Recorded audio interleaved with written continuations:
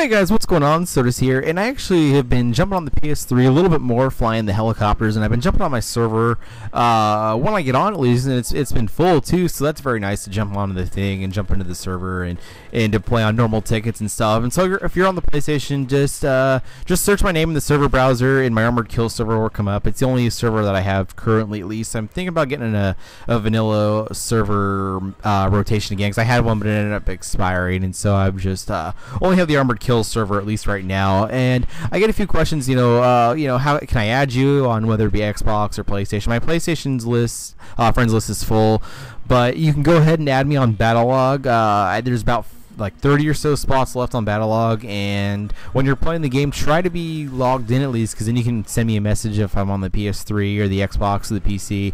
And if you're already on my friends list, or if you add me on Battlelog and you want to join my game, just go ahead and join it. Don't send me a message, because I'm not gonna be able to answer it in time at least. And so just go ahead and join. I don't care if you join the game or the party and stuff too. So you only just send me a message, say, hey, can I join? Just join. Just don't even worry about it. I'm not gonna get mad or pissed off. I don't even know why people ask me that. Just join the damn game.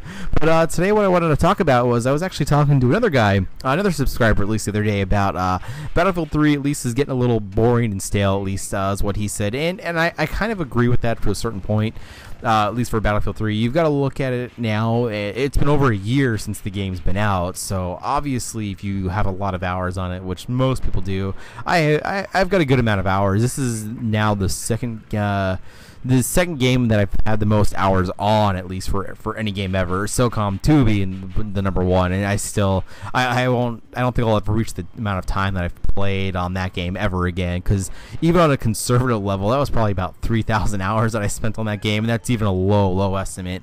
But on Battlefield 3, probably for all three of the platforms at least, it's probably around 800 hours or so, I'd guess, something around there, maybe a little bit less or something. I don't know. The PlayStation, I've got about 600, I think. Not sure exactly, but I know I'm still not even at level 100 on the PlayStation. That's just because I've been so much time in the helicopters. I can't even imagine how much time I have in each of the helicopters and the planes too, because I started with the planes in the last, a few weeks or so, and I've basically switched to the attack helicopters. And when you're playing by yourself in Battlefield 3, it's definitely, I would have to say, it's boring. It's just, it's not as fun if you're not talking with people, if you're not having fun, because typically too, when you're by yourself, you're going to be losing a lot more than if you at least have a squad. If you have a squad, especially on the consoles, you should basically win the whole entire, pretty much 9 out of 10 times I would say you should probably win at least, just because it's just so much easier to control it on the consoles. On the PC, of course, too,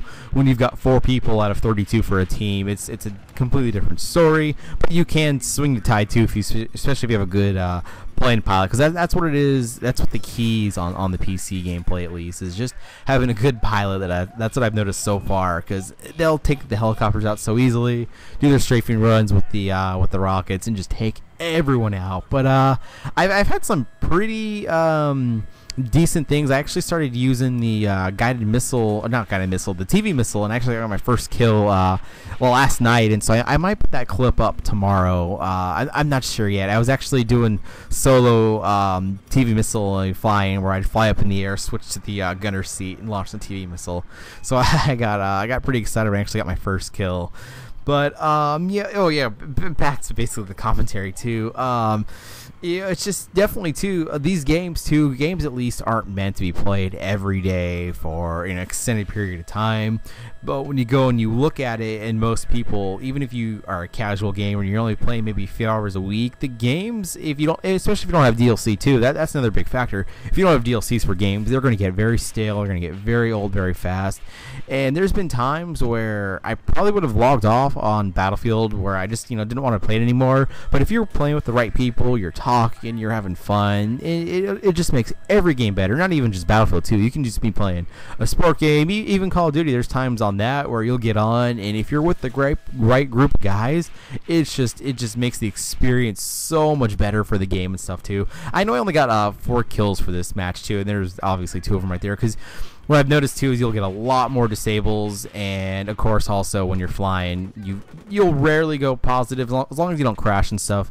But your gunner will basically go about we'll get about 4 kills for every one of your kills when you're piloting, at least. And so I'll have coming up soon. I'll have more tactics and stuff on the attack helicopters, at least on the new, or at least not on the new maps, but since the new patch, just because it's so difficult to fly them around and stuff. But if Battlefield's getting boring for you, I know we've got the Aftermath coming out in December. I know the Black Ops 2 is coming out. Don't know how many people are be playing that. I'll be playing Black Ops 2 at least, but just play with a group of people. Get a mic. I know a lot of people still on my friends list that I at least play with don't have mics. It just makes the game so much better when you're able to talk to people. And that's the one thing that I would highly suggest if the game's starting to get boring for you too. And change things up too. Don't just do the same things over and over. Screw around sometimes, because about, I don't know, 20-30% of the time on Battlefield I'm just screwing around and just having fun. And I'll go maybe like 1 in 15 for a game, but as long as you're having fun and making the game interesting and stuff, it's something I would highly recommend and do. But hopefully you guys enjoyed this, and thanks for watching.